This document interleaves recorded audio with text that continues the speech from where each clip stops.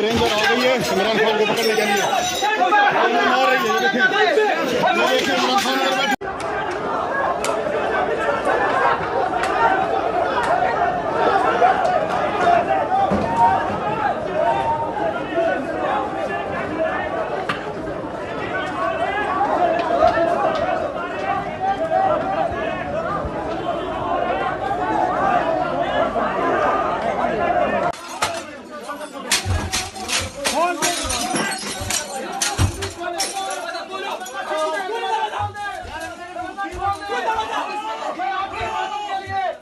ये इस वक्त खान साहब के ऊपर बहुत ज्यादा तशद्दुद कर रहे हैं, खान साहब को मार रहे हैं और आई डोंट नो कि इन्होंने खान साहब के साथ क्या कर दिया है।